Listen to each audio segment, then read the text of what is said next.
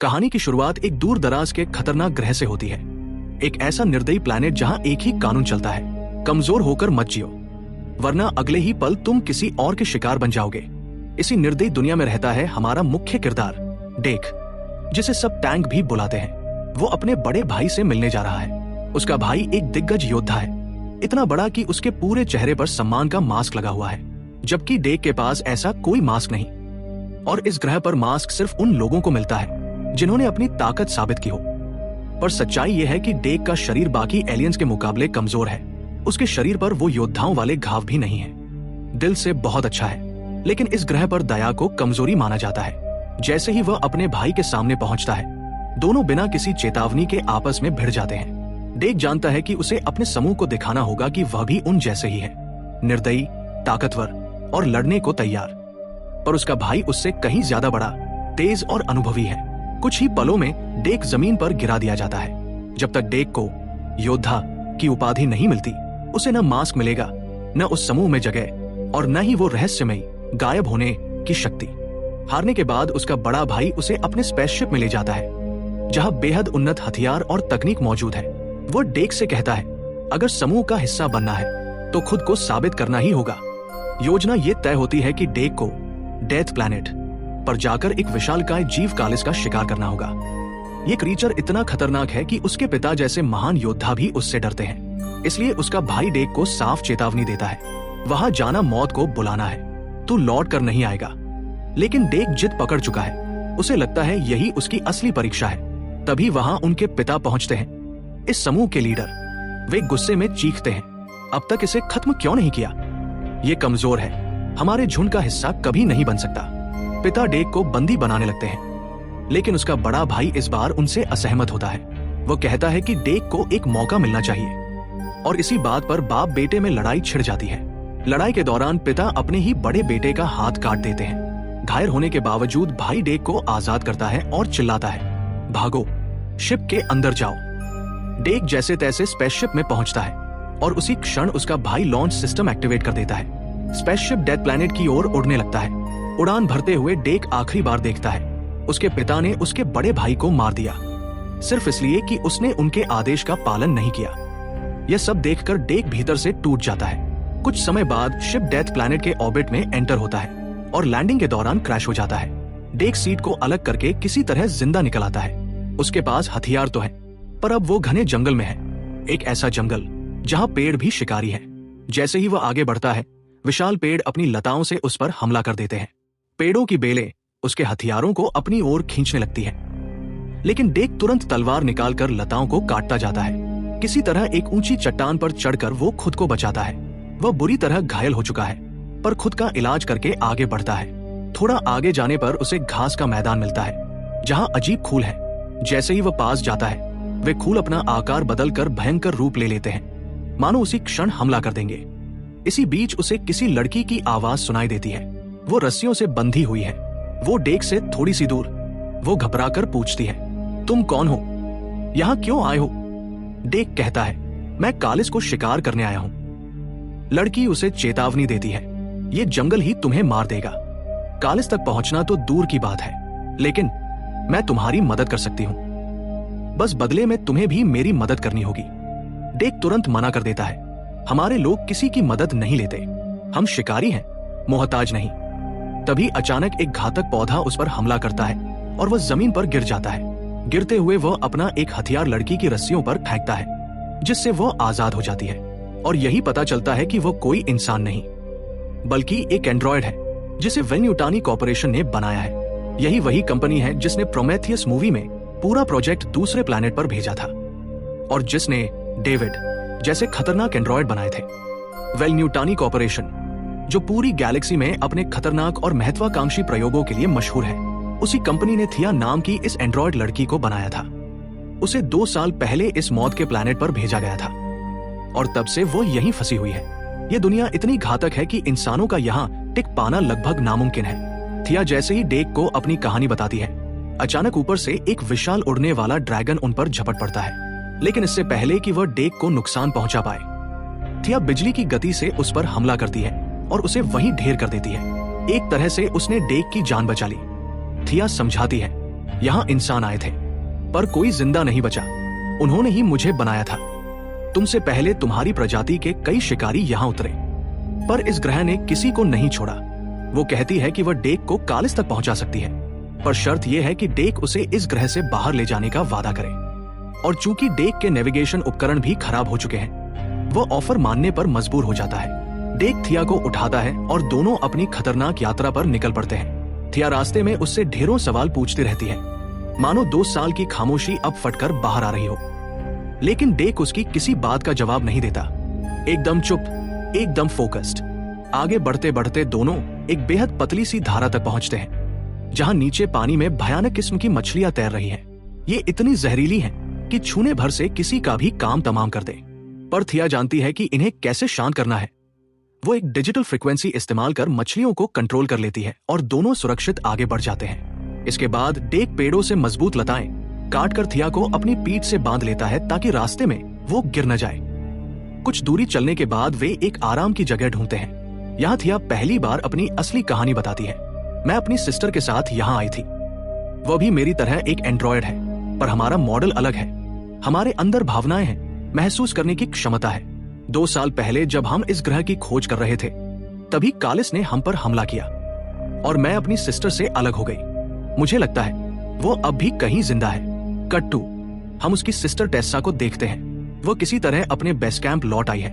वहां उसे ठीक किया जाता है और एक नया मिशन दिया जाता है। स्पेसिमेन एक 60522 नाम के एक बायो वेपन को वापस लाना। टेस्सा हथियारों से लैस अपनी खुद की टीम के साथ निकल पड़ती है। दूसरी तरफ डेक और थिया अपनी यात्रा जारी रखते हैं। रास्ते में उन्हें एक विशाल घास का मैदान मिलता है, जहां कांटेदार घास चर रहा एक दैत्याकार जानवर दिखाई देता है। ये घास इतनी धारदार है कि इसे पार करना भी जानलेवा हो सकता है। उसी समय एक छोटा सा प्यारा सा एलियन क्रीचर उनके पास आता है। वह दोस्ताना लगता है, जैसे मदद करना चाहता हो, लेकिन अचानक वह बड़ा जानवर उन्हें देख लेता है और हमला कर देता है। डेक बिजली की तेजी से उछलता है और एक ही वार में उस राक्षसी जानवर को मार गिराता है। छोटा प्राणी ये देखकर हैरान रह जाता है, पर खतरा यही खत्म नहीं था। ऊपर पेड़ों पर छिपा एक विशाल टेंटिकल वाला शिकारी अचानक डेक और थिया दोनों को उठाकर हवा में लटका लेता है। वह उन्हें अपने जबड़ों में डालने ही वाला होता है कि वही छोटा प्राणी जोर से चिल्लाकर उसे डिस्ट्रैक्ट कर देता है।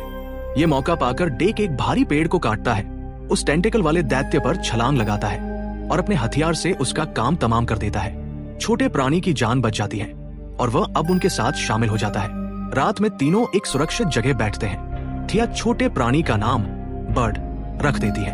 वह कहती है, हम तीनों एक अच्छी टीम बन सकते हैं। डेक पहली बार थोड़ा हल्का महसूस करता है। वो अभी भी कम बोलता है, लेकिन इस बार बर्ड को धन्यवाद कह देता है, क्योंकि बर्ड ने उसकी जान बचाई थी। वह बताता भी है कि वह अपने समूह से बाहर है। ब्रेव योद्धा साबित होने से पहले उसे कोई स्वीकार नहीं करेगा।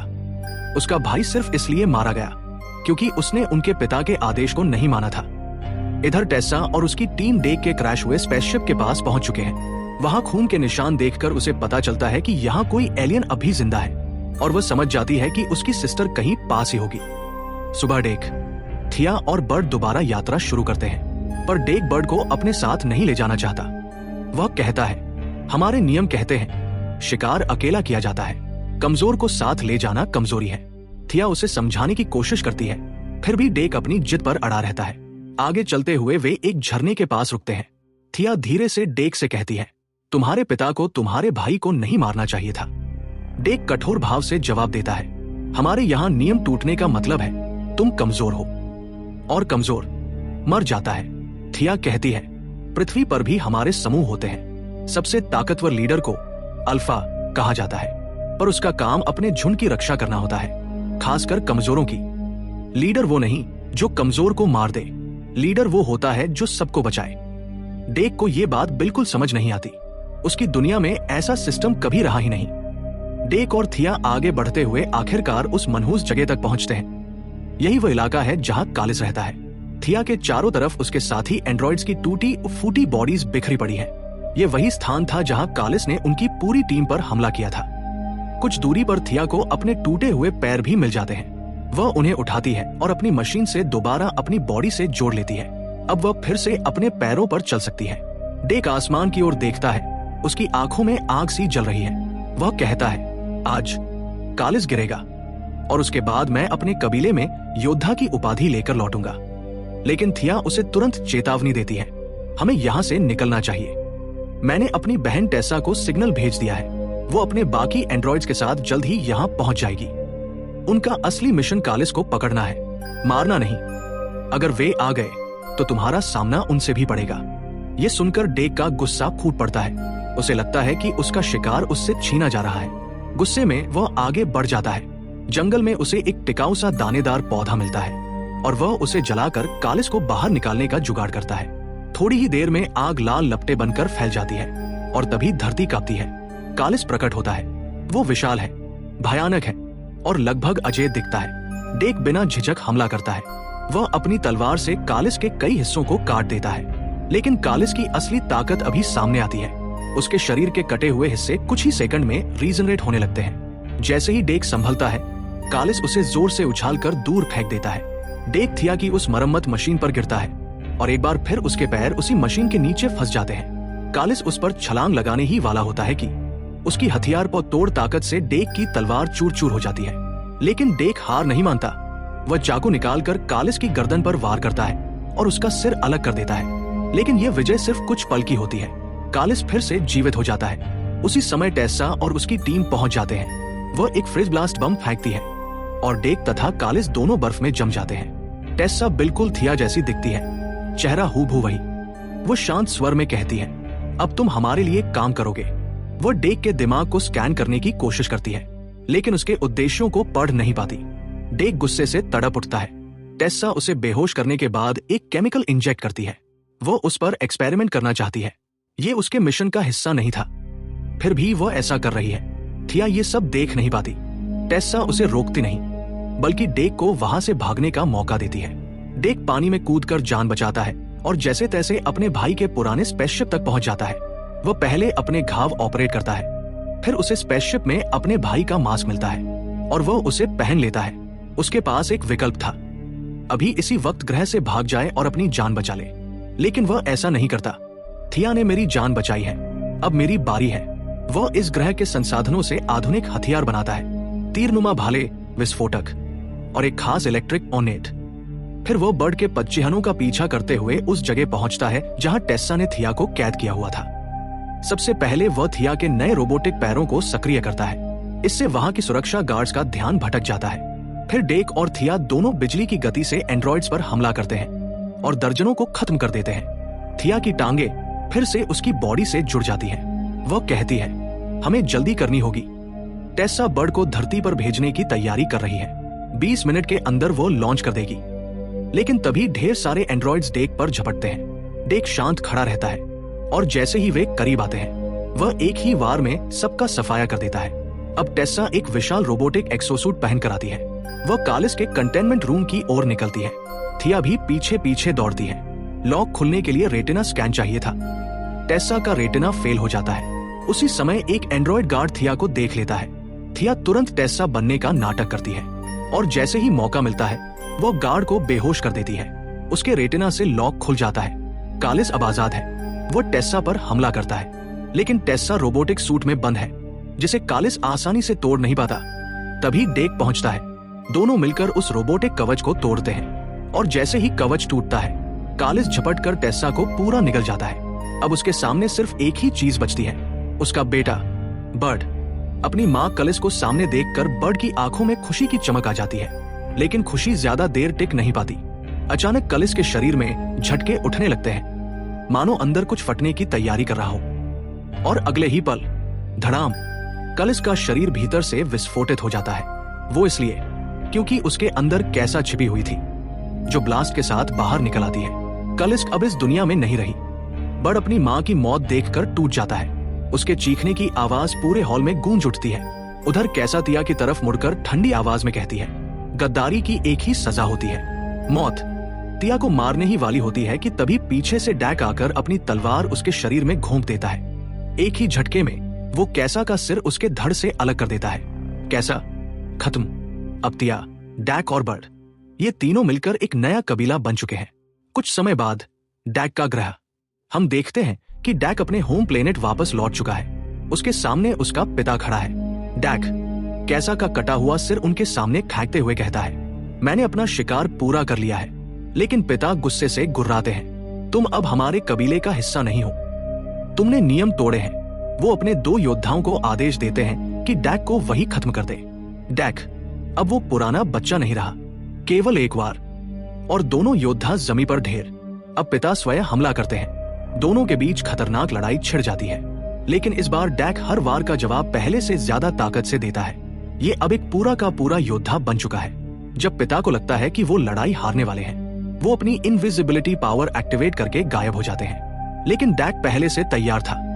वो स्पेसशिप से उन पर रेत फेंक देता है, जिससे अदृश्य होते हुए भी उनके कदमों के निशान साफ नजर आते हैं। डैक मौके का फायदा उठाकर उनके एक हाथ को काट देता है और आखिरकार उन्हें कैद कर देता है। पिता भारी सांस लेते हुए कहते हैं, तुम अपने भाई से भी बड़े योद्धा निकले हो, तुम चाहे तो हमारे कबीले के हिस्सा बन सकते हो।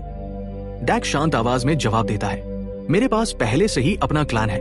इसी वक्त बर्ड कूदता हुआ आता है और डैक के पिता का सिर वहीं चबा जाता है। डैक यहाँ अपने भाई की मौत का बदला लेने आया था और उसने वो कर्ज चुका दिया। डैक अपने पिता का इनविजिबिलिटी डिवाइस निकालकर अपने नए गियर में फिट कर लेता है। तिया और बर्ड अब उसके दोनों साथी हैं। तीनों एक नया क्लैन बन चुके हैं। बर्ड अब पहले से कहीं बड़ा आकार पकड़ चुका है, पूरी तरह युद्ध के लिए तैयार। तभी आसमान को चीरते हुए एक विशाल स्पेसशिप उनके सामने उतरता है। बर्ड धीमी पर उम्मीद भरी आवाज में कहता है, इस शिप के अंदर मेरी माँ है। और यहीं पर यह जबरदस्त कहानी समाप्त होती है। अगर इस प्लैनेट की ये रोमांचक कहानी आपको पसंद आई तो पावर दिखाइए लाइक, शेयर और सब्सक्राइब करके। मैं मिलता हूं अगली धमाकेदार मूवी एक्सप्लेनेशन में, मूवीज इन एक्सप्लेन्स, जहां कहानियां जिंदा होती हैं।